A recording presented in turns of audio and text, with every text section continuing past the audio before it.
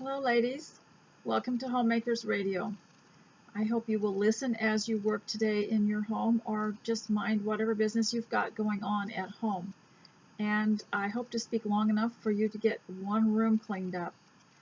Today I am broadcasting from the manse, and this is one of the guest rooms in the manse. It seems to be the only room that's clean all the time, so that's why I'm sitting here today. And I would like to also welcome you to captivity. I'm sure you're all getting sick and tired of it, aren't you? But today I had been thinking as I was working, I worked outside today a lot and did some rather grueling work in the house, and was thinking all day of things to say about the opportunity of captivity. And I mentioned that to someone, and they said, I don't want any more opportunity. I just want out. I just want life to resume, and I want my freedom back. But captivity has some opportunities. For example, so many people have said that they have started to focus on things that really mattered at home, whereas before they didn't have time for it. And also where people are talking more to their people, to their own people, to their families, and focusing on them. That is wonderful. Also, worshiping at home. That's good too. That is very meaningful. And captivity has other opportunities too. Now we have a chance to get our houses in order, to also do some things that have been our ambitions for so long, some of our dreams.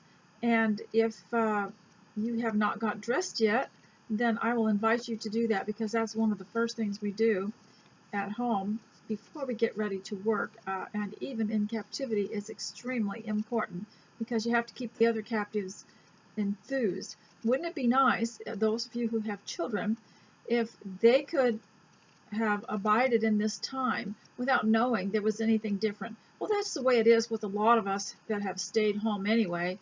To us, there's not much difference. We've always known what to do next. We've never been bored at home. We know when to rest. We know when it's time to do something else.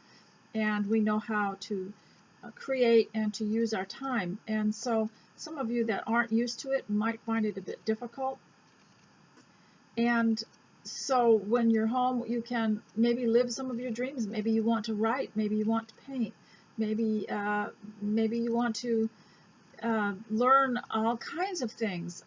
Learn about character. Learn about manners. Learn about meal preparation. I understand that a lot of these cooking shows that they offer, that you're offered through email or through different companies that are on Zoom, are so full people can't even get in on the classes. So that's interesting. That's an advantage.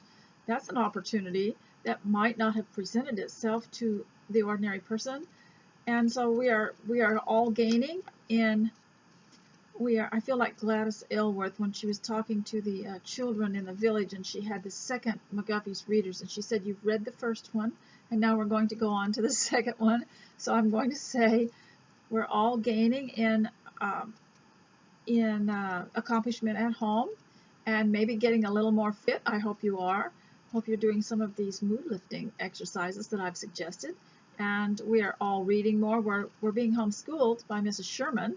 So I hope that when this time is over, on the other side of it, that you will have taken up my challenge to come out better, stronger, smarter, and maybe even younger, and come out more skilled in some things, and clearer headed, clearer minded, more clarity.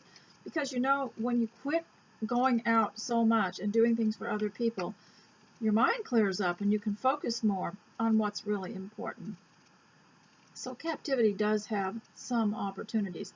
If you haven't got dressed yet, I would like to tell you how important that is. Now today was my work clothes that I wore. I have a black skirt I'm wearing with it, and I thought for a moment, well, since I'm going to be working outside and I'm going to be cleaning up the laundry room and I'm going to be doing things that aren't really indoor casual sort of things that anyone would actually notice, I thought of maybe not bothering to do my hair and my face and getting dressed up. But then I went ahead and did it, because it's like Murphy's Law. Something's going to happen, or someone's going to come, or I'm going to be called away and I'm not ready, and then there will be that rush to get ready. But getting dressed, it gave me a feeling of preparedness and a feeling of a goal and of a mission, and that's what I thought of today, is that you have to have a ministry, and your home is a ministry. Most women they're very interested in ministry, and they want ministry, but your home is the best ministry ever, because you get to do it the way you want it, and you recognize what it needs and what the people in your family need. You recognize what they could use, and that's why homeschooling is so wonderful, because you can tailor make it to each child, and to help them in their development and help them find their talents. And so you can have a new life at the home. And so this thought of getting dressed and getting cleaned up and getting ready, and some of you who are home alone and you've never really branched out and tried new styles to wear, new hairstyles, anything like that, this might be a perfect opportunity to do that. There'll be no restraints and no restrictions on what you do, and you can try out some things to see how it looks and see how you like them. So I would suggest that you go over the top as far as fixing yourself up at home, all of you, because remember the example I showed you of a certain culture where the women wore, and especially Victorian culture. I was looking at some of the photographs and old movies of the Victorian era, where the women were walking around the sidewalks in various cities, and they were wearing actually quite plain clothing. They wore black skirts and black jackets, but at home, many of the paintings that I looked at from the era showed them in colorful clothing. So the streetwear was actually very dark and bland, and at home was soft, colorful, beautiful, and feminine, a little bit more frilly. Whereas now, I think people dress so casual at home that it can't be special to them. And this dressing up for home makes the home special, makes every day a celebration. So if you haven't done that, please go and get dressed now. Maybe in a few minutes you can come back and listen to the rest. Today, for the home part, I'd like to talk about getting new life for the home, because so many of us are home more, and it's just not as pleasurable or convenient to go out and go shopping and go look around at different ideas. So we're going to have to get them from the home. And of course, I get a great deal of inspiration from places like Pinterest, and a lot of time goes by to adapt stuff like that into your home, because there are no rules about what you can do within your own home. And so you can experiment with different colors and different furniture arrangements, and so you don't need to let life get dull in the house. And let's say, in the olden days, we used to be able to go on a holiday or go to the beach, or maybe some people had a little beach house they could go to. Even the poorest of families had an extra place they could go. Now I think they probably use tents and motorhomes and caravans. But if you can't move, now we used to be able to move. If the economy wasn't working for us in one place, and it looked like our salary was not going to be available, we would move. We would just find another job in another place and move. Well, now a lot of people feel they can't move. They're stuck. They've got so many obligations, or they have family that they need to look after, and they can't move. So if you need a change, the best thing, we learned this years ago in the olden days, change the furniture around, change the colors around, put a new tablecloth on. People had tablecloth wardrobes. They had a little stack of linen tablecloths, and they would change the colors just to give it a new look. And then you can also change your cushions, the different excuse me, the different cushions in the house. I often take furniture out of bedrooms, little tables, and even little tiny dressers, like a one drawer little stand or a plant stand. I'll move it somewhere else to another room just for variety. The other thing that you can do to keep home life from being dull is to change your clothes.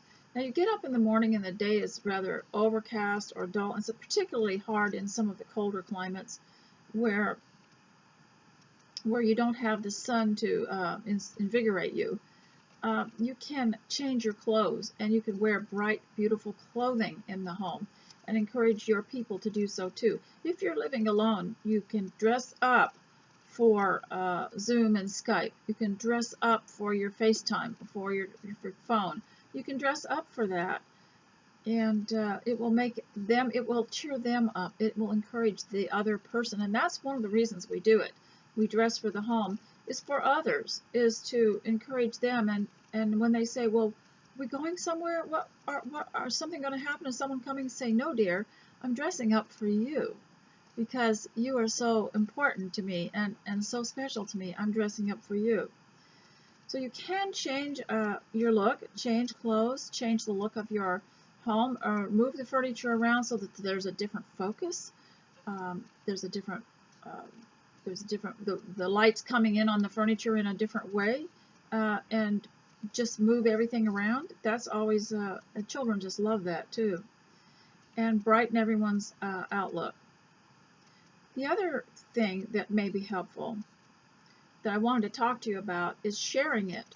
You know, I was cleaning this place up the other day, and I was sitting in this guest room writing out some of my notes, thinking, you know, I'll bet that there are some people that would really like to come and spend a day here and enjoy the beautiful view and walk around the grounds and maybe go to church with us and then have lunch with us. So I'm going to start arranging for some guest to come and spend a day with us at least once a season, spring, summer, fall, winter. And that way I can share the beautiful setting, the farmland, the quietness, the sound of the beautiful birds chirping, and just give them a day away from all the stress that they might be having. And so that's another thing that can change your outlook on your home and prevent it from feeling dull and from getting dull, is to share it. You can, I know nowadays people are reluctant to come over, but often you can find at least one person maybe, that would be willing to do that. So the other thing that you might do for homemaking is to do all you can to remove anything dreary. Just walk around with a critical eye and feel the vibe, feel the vibration of what something perks you up or not. Look at all the objects, look at all the colors on the furniture, look at the blankets, look at the cushions, and just have a kind of a little dial or a register in your brain as to what perks you up and what doesn't. Of course, we don't want everything to be bright. Some things we don't want. But some corners could be brightened up. So make every effort to remove anything dreary in your home, especially if you suffer from discouragement, especially if you suffer from melancholy or from just feeling like Laura Ingalls Wilder said, it certainly is a long, cold winter, but it can be less like that in the home if you remove anything dreary from your home. And then you can also, if this fails and you still need something to perk you up a little bit at home, is to clean out something. It's a mood-lifting experience. You know, I told you last year I had gone through all my kitchen shelves and drawers, and what a beautiful feeling that gave me to get that all cleaned out. Well, now it's time to do it all over again.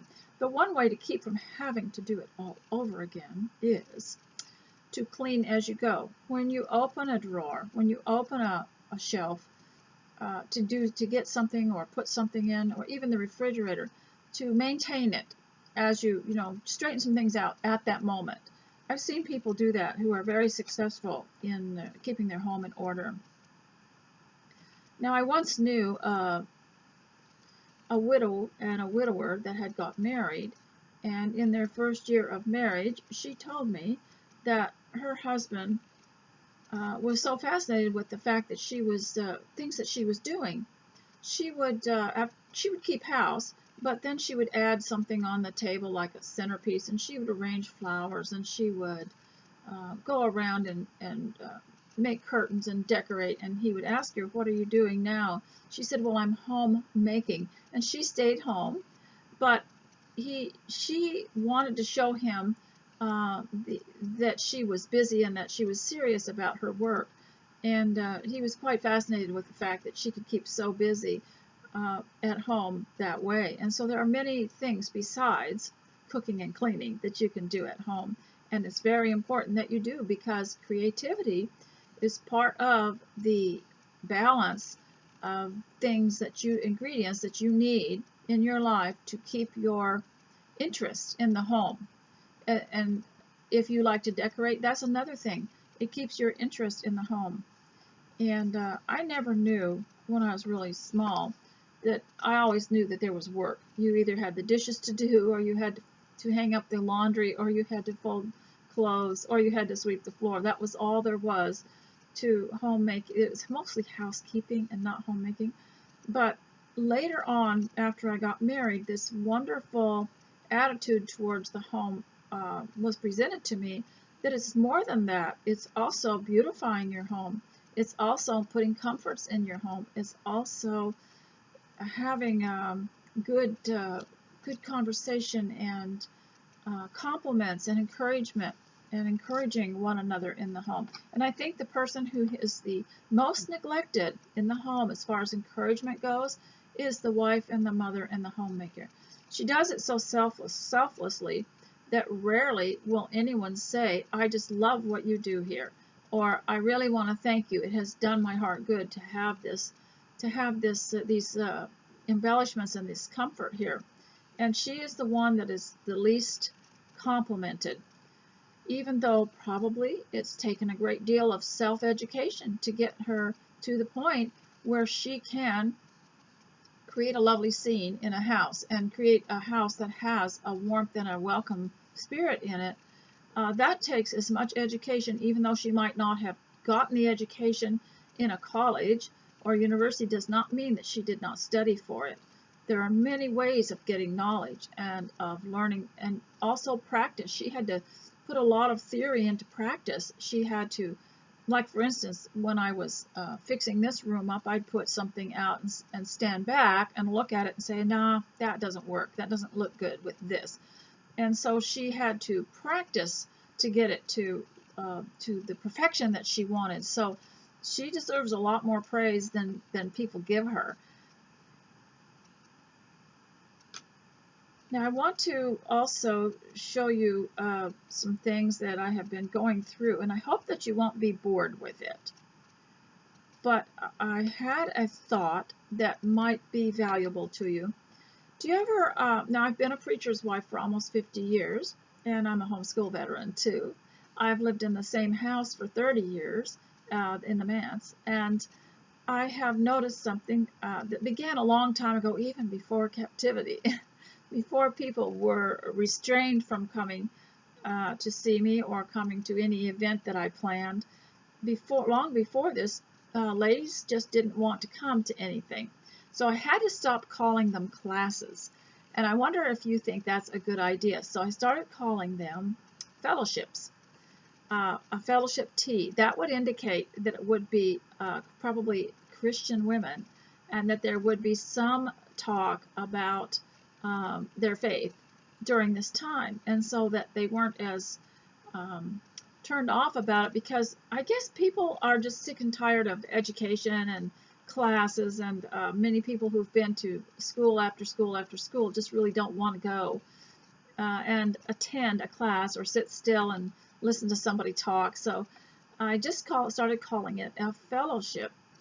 And I noticed that there was one thing that they did not understand in many of the places that my husband and I served.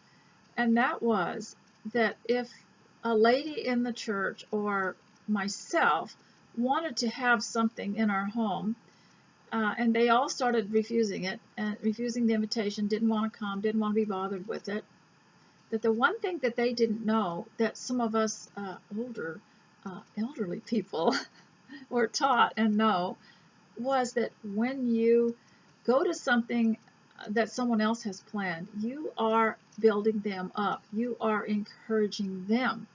And our mothers and grandmothers taught us that we're going to go because it helps them, it encourages them.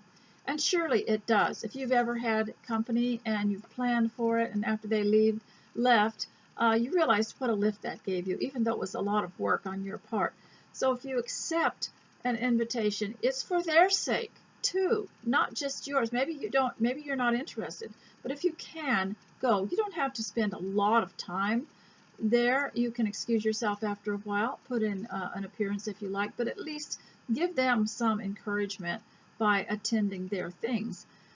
Now, I also had another interesting idea, and that was years ago when people stopped gathering together quite so much. Churches used to be really prolific in getting getting women together and men together and just families together and doing things together. And it was our source of fellowship, and it was our source of entertainment. It was our source of socialization, you know. But then later on, other things got in the way. It's like the sun and the moon during an eclipse. And the moon said, I don't see your light anymore. I can't feel your warmth anymore. And the sun said, well, look, the earth has come between us. The world has come between us, I mean. And it's like that. I lived in a time when churches had a lot of things going on that you could choose from and go. And then later on, in later decades, the world did have more that you could go to. You had more choices. So the attendance of some of these and the interest in some of the church things it was just the competition was so great you couldn't really compete enough to get anyone interested in coming to some things. Well, we still had the teas and the tea parties, and a lot of women really loved those. But they needed to know that it's for another purpose. You can't just say, well, I don't really enjoy going to tea, and I don't really like whatever program it is we're doing. Whether there was a card crafting thing presented, I don't really like that stuff. That's not the point. The point was the fellowship. Go and encourage the lady, the hostess. Go and encourage her. By going, just by attending, it lifts her spirits. And if you could just learn that, my children learned it at an early age, and they were always fascinated with the fact that other people just didn't know. And I'm sad to say there were many times that some people would have a little program or something, and very few or no one would show up, and how sad it made them and how it discouraged them. So if you can, go.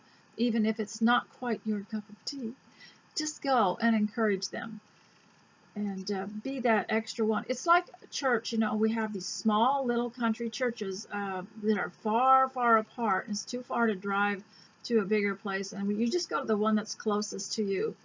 And if people think that they're not important because they don't have a talent, but if they'll come and they'll just be there and they will sing, and they will then visit afterwards, that's one extra person that means a lot and really encourages them. You know, you can have a ministry without even knowing it, just by attending something. That is a great ministry. So you can make your life into a light and share it with others by encouraging them in whatever way you can. Now, in the home, if it starts to become dull and you still can't, and you've done all these things that I have suggested, and you've cleaned out something, and you've changed your clothes, you've changed some furniture around, you've just brightened it up as best you can, and the mood is just still rather discouraging, then I would suggest you take a mood-lifting exercise. I don't even call them exercises anymore. It's a mood lifter. And the one that I like has several chair exercises, and they last 5 minutes. That can do a great deal to get you started, to get you feeling settled and focused, to get you on a path. there will be days which I think you will walk around thinking, I can't seem to focus, I can't seem to settle down. But if you'll make a list of what must be done, what the most urgent thing is, and then what you would like to do. For instance, I wrote down today that I needed to clean the kitchen, and that, but then I wanted to cut out something to sew. So I got out the sewing stuff and laid it on a table, and then I went and cleaned up the kitchen. And that way, that's just waiting for me for when I'm finished homeschooling you. I'm going to go cut out something. And and that's another thing too. If you've got something that you like to do, always use that. You've got that at the end of your work, and to have a reward at the end.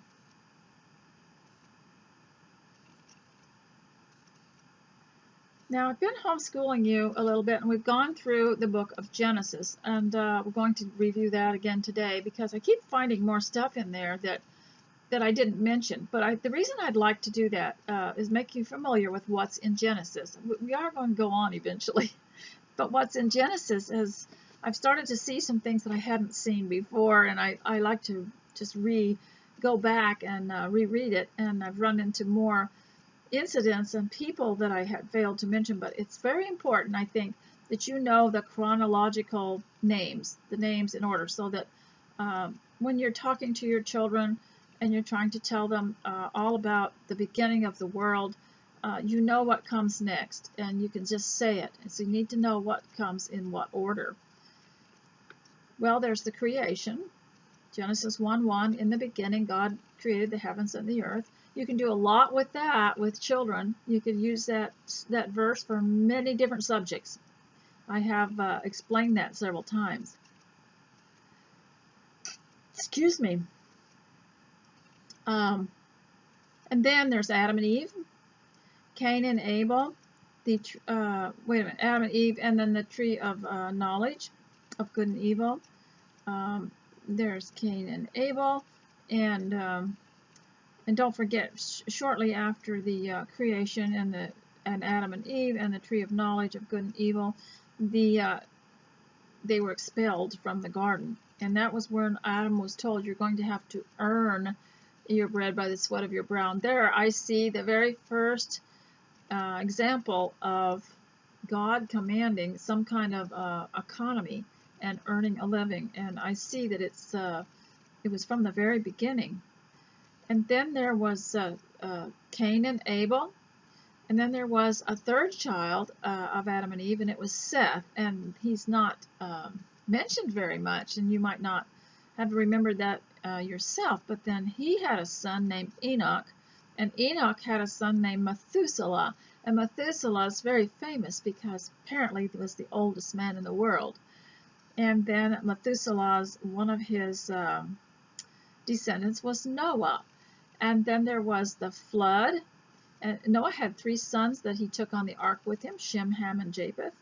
And there's a chapter that says the nations of Noah, and it mentioned that the 3 sons were the fathers of the nations, all the nations in the world. And I did look up the names of all these children and their children's children, and found them on maps, and found them on named mountains and rivers and valleys named after these people, that the names are still there today. So we know that they did form the nations, even though places like Wikipedia and that, they call it a myth. I don't believe that.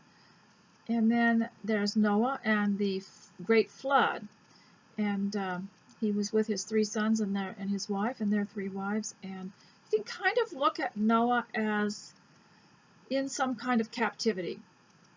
I believe he was on the ark for 150 days, but I wonder if he did feel sometimes feeling of captivity, although they were very busy. Now, somebody who left a comment mentioned a book you could get, and I think we had that book at one time, that showed all the things they would have been doing on the ark and all the care they would have had to take care of the animals. And then, of course, then Noah sent out a dove after the rain stopped to see if the dove would come back. And the dove did come back, and I guess again it came back with a olive branch in its mouth, and then the third time he sent it out, did not come back, which indicated that it had found a place to rest her foot. And so then we go on to, and of course Noah, as soon as they got off of the ark, what did they do? They just went to work. They planted, and they became very good at the vineyard. And then we come to Abraham and Sarah, and then there was Abraham and Lot, and then there was Isaac, which was Abraham's son. And then Isaac had Jacob, and then there was Jacob and his three. There's Jacob and Esau, the story of Jacob and Esau. And then there were all the children of Jacob, which I believe were 13, 12 sons and 1 daughter. And so then there was Jacob and his son Joseph. And Joseph was sold into Egypt by his jealous brothers. And once he got into Egypt, the Pharaoh at that time was quite friendly to Joseph and recognized his qualities and recognized his potential. And so he worked for Pharaoh in many different aspects to help alleviate a famine that came along. But someone told a lie about him, set him up and framed him and told a lie about him. Where have we heard that before? Nothing has actually changed, and it must have been horrible. But he was accused of something, and he ended up in prison. So he not only was he in captivity, he was in double captivity, captivity within captivity. But even in prison, he was able to do some things that got him noticed and set him free. And then later, he was able to help his own family who came from a distant land to Egypt to get grain because they heard that there was food during that famine.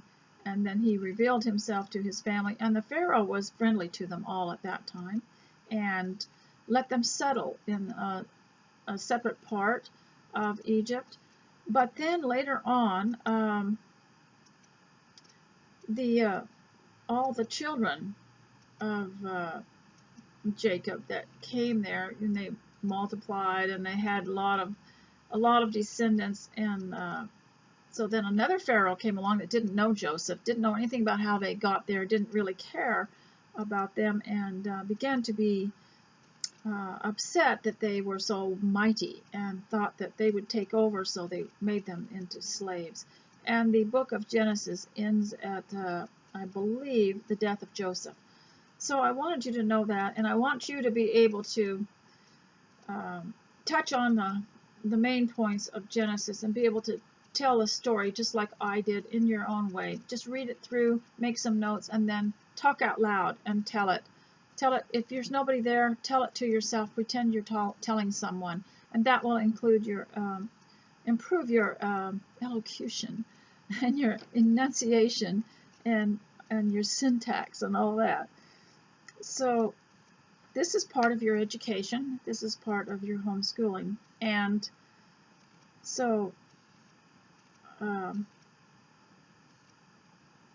want to talk a little bit now about the people stuff. I've been talking about around 30 minutes, but I wanted to tell you about the dangers of extreme loneliness. Now, this is really important because there's many ways that this is tangled up in other things. First of all, if you are a younger person and you are raising children or getting ready to have a family, you need to prepare for the life ahead for when your children are more grown, when they're ready to have their own business or when they're ready to have a career. You need to prepare something, either have some money for them, have some land for them, have a house for them, have a business for them, something that will help them. And a lot of parents will grieve because their children had to move away to get work, and so they're so far away from the family they rarely see them anymore. But if they could, they should they should share what they have and get them in a situation where they can live closer. There's no use being upset if they're gone if you don't have anything for them there, and if that area that you live in does not provide any incentive for them to be there. And while we would have, all of us love to have all the church members' children and grandchildren and children's children stay in the same congregation and that sort of thing, one of the problems is that I think that we need to look ahead and prepare something to help those children so that they don't have to move away when there's an economic problem or when there's nothing for them in the area. We need to make sure that we have something for them. I don't know exactly how that would be done, but I know that there are people who have accomplished it, where their sons were able to take over their father's business or start a business of their own. And I would say that it'd be better to invest in all of that than in a college. You're not going to get your money back from university or college, and it'll probably be a lot. Even if you do set up a career after college, it's going to take a long, long time to get it established. But I think parents should start thinking when your children are born, okay, what will this child be? At least he will be home, and at least give him a good start. You know, the Bible says a good man leaves an inheritance to his children's children.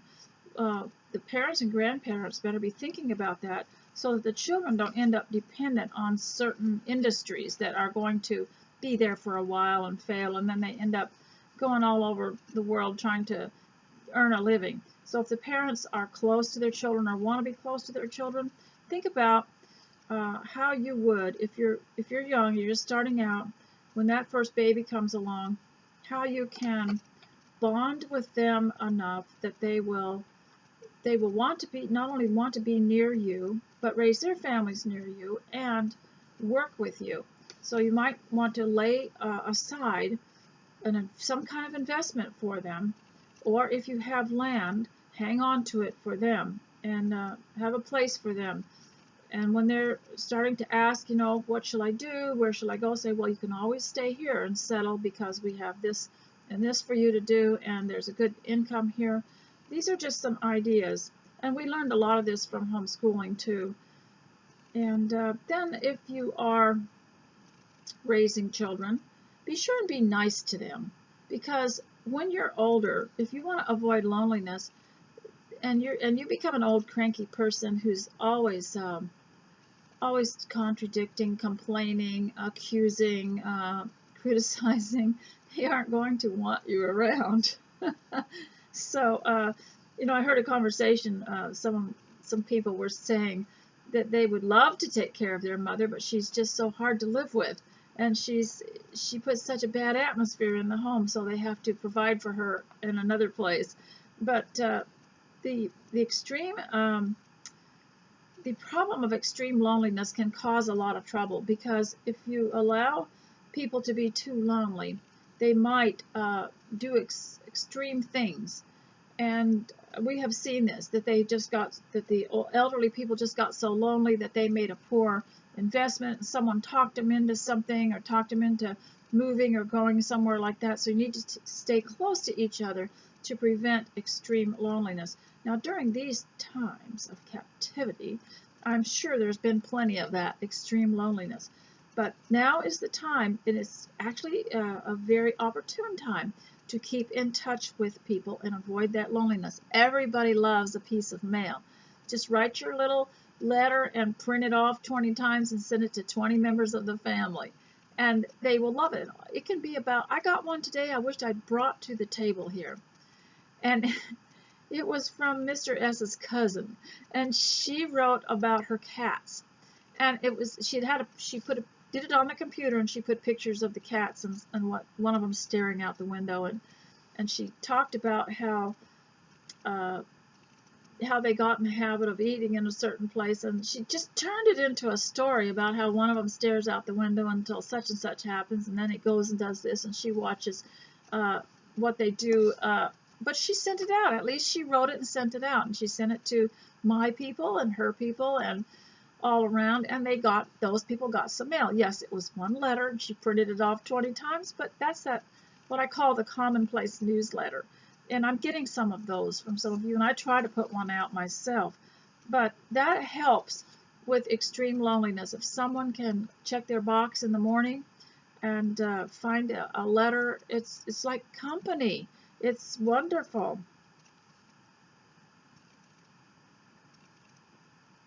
Another thing to do to avoid extreme loneliness in people and to help them is to just text them and say, what are you doing? That's all you need to do, because that's very helpful, and they might look forward to that too.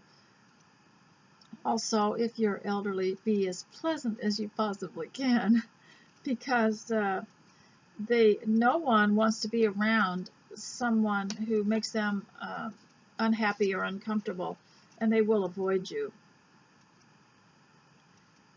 Another thing that might be possible is to be able to learn something that you can show or tell about. And that is so interesting, because you're thinking, okay, I'm going to have to tell somebody something, so what am I going to tell them today? And it could be something you did, or something you learned, or something that you read. I like to call somebody up and say, what did you learn today? Tell me something today. And then I tell them something. And it doesn't have to have anything to do with homemaking, actually. It can be anything. And or just some idea that I had. And one of the ideas that I had, it might be kind of crazy, but I was talking to you earlier about the way that ladies just didn't seem to want to come to a group or sit in a group and have tea and have that fellowship. First of all, I wanted to tell you that the quickest image I have of that in pioneer times was from the movie Love Comes Softly. And you remember the young woman who was a widow, and she married a widower, and they came out west, and they had been out on their property for a long time, but every autumn there was a big get-together of all the farmers and all the workers and people that lived out in this wilderness area, and they all got together in a big field and shared a big meal, and there was music and fiddling and different things. And she was in the house with her baby, and one of the older ladies came in to talk to her, and that to me it seemed really important to them to get together, especially the women. They just loved it because it was a time that they weren't working in their own house. And so the idea that I had was, wouldn't it be nice to do that? And I've been to some of the pioneer reenactments around here in Oregon, where some of the women will put one on their farm, and we've dressed up in costume and gone, and we've picked nuts and picked apples, and we have had pioneer games and pioneer food, and then singing at night and campfire. It was just wonderful. And but I thought, today, with people not wanting to gather in groups as much as they used to, this generation is not as interested in it. And wouldn't it be nice to take your message and go and visit one lady and her children? Just go and visit them and give them a little bit of a pep talk and encourage them, and do it as a lesson. Only just do it in conversation style, and just do that regularly. Wouldn't that be nice if you could get someone to do it, to go around by appointment to those who needed to have the lesson brought to them? Because I don't think women want to leave their children. They don't want to also be gone too long from their husbands and their house. That's the one thing that I didn't like about some of the ladies' days that we had, is they took almost all afternoon, and they were for the ladies only. So of course you left the men at home and the boys at home, and I didn't appreciate being gone so long. And but that would be one thing you could do, especially if you were a widow or you were alone a lot and didn't have too many home responsibilities, not a big family at home anymore. That might be a fun thing to do, and just a simple just to go and do something simple for them, and let them sit and listen. And if you look at this movie, Love Comes Softly, in that scene where I believe her name was Sarah, came in the house to talk to the young lady, the young woman, um, about her babies and her marriage and everything. That was just the sweetest thing. And you know, the Bible talks about the older women as mothers, supposed to, and tells the young men to treat the older women as mothers, and the younger women as sisters. So as a mother and a sister, I can tell the young men some things because I'm just doing it in the mother department or the sister department.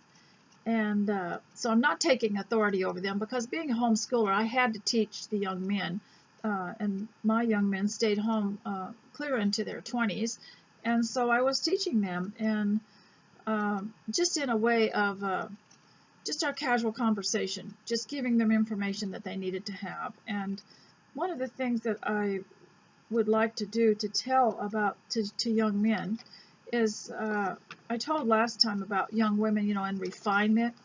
And one of the things that young men can do in refinement is to be careful what they say, and not to jump to conclusions, and not to speak harshly to women, and to be gracious. They can be gracious too. And there are some books and things out that you can get that talks to young men on how they, and I'll tell you one is Psalms and Proverbs. That's just excellent. You can pick up a lot of character qualities for the young men in your home in that.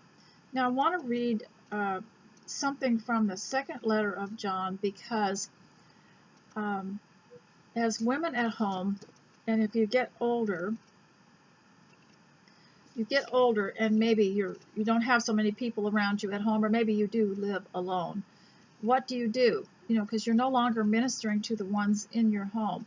And but now some of you who are younger need to be thinking about this, because you probably can't imagine ever being alone in your house, because there's always going to be someone there, especially if you had a large family. And so you're going to have to be thinking about this. One thing that you have to do when you're young is determine in your heart not to leave the path that you're on, and to always remain hanging on to your values. And so that when the kids do come home and the grandkids come home, they know you're the same. They know you're the same homemaker. You're learning more things. You're growing. You're still growing. You know, there's a future and a hope for the elderly people too. And you're still growing, and you're still learning, and there's no age limit on that. And that's one of the problems with school and education, is they claim that the 18 is this magical age, and that's when school is over, and that's when then you go to work and everything. But that's not true. For all of us, we're growing and developing too. And so what they want to see is, how do you behave as an older woman? So you're going to have to determine to keep living that way. And I remember from 2 John, the thing that inspired me the most in reading this was the fact that he said it was good to see everyone still in the faith. And I still remember, you know, going to see someone that I'd known years ago and wondering, did she reinvent herself, and did she decide to go the opposite way and do something rather drastic?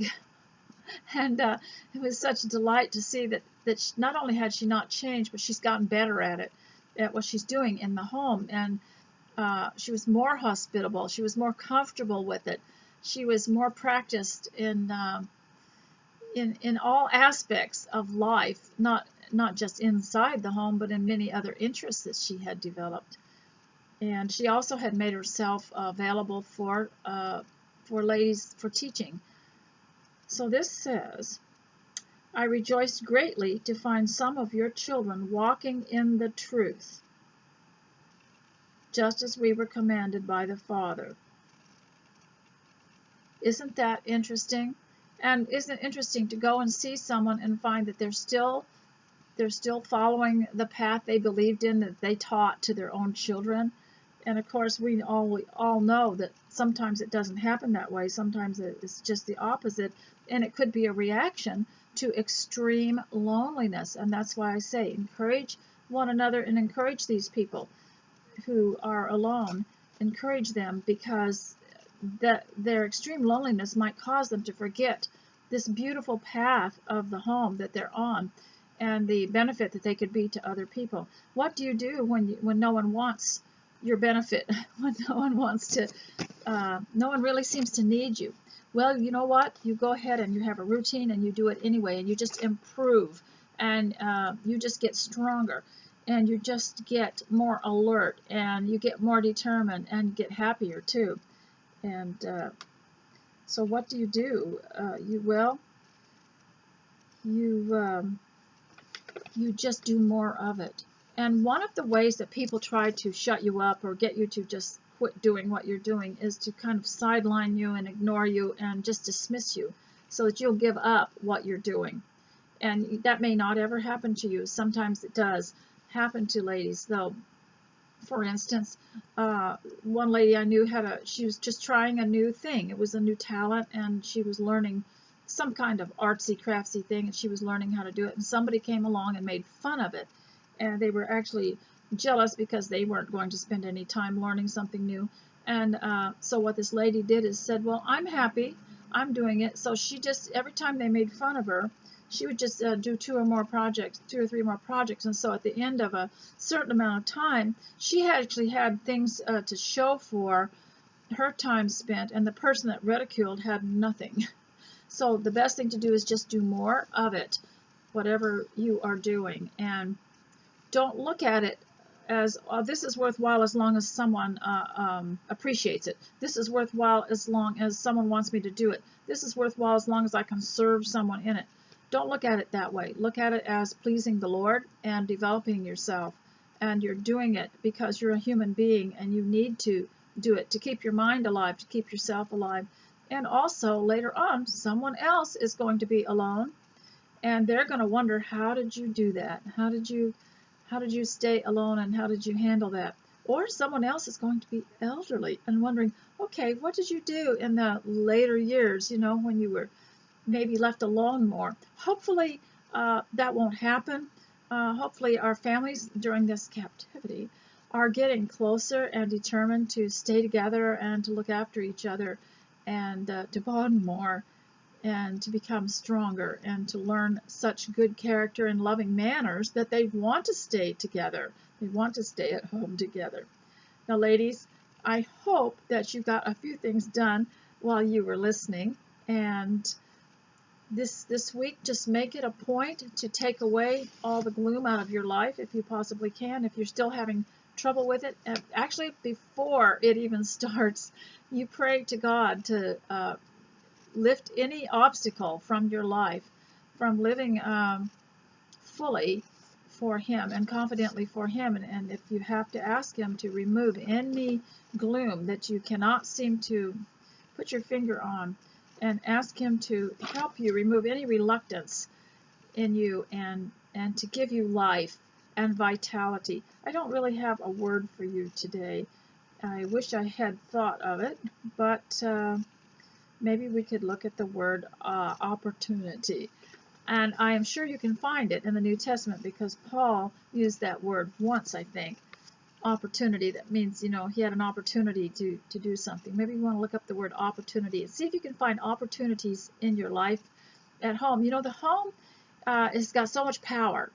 You can do so many things from the home that have a great impact on your life and the life of your children and your children's children. You can't depend on anything out there in the commercial world, because just about the time some industry gets started and somebody starts making a living off of it and building a life off of it, it will crash and something will take its place. So the home, you have to at least teach people at home, and I will teach you, that you start out with nothing. We came into this world with nothing, but God gave us a mind and hands and a voice and physical abilities, body. Even the most handicapped person in the world still has some kind of ability, physical ability, to see and to hear and to touch.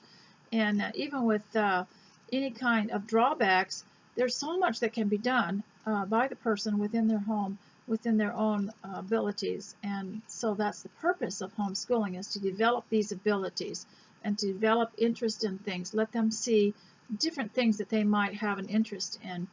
And so put different things in front of them that and see what they like the best.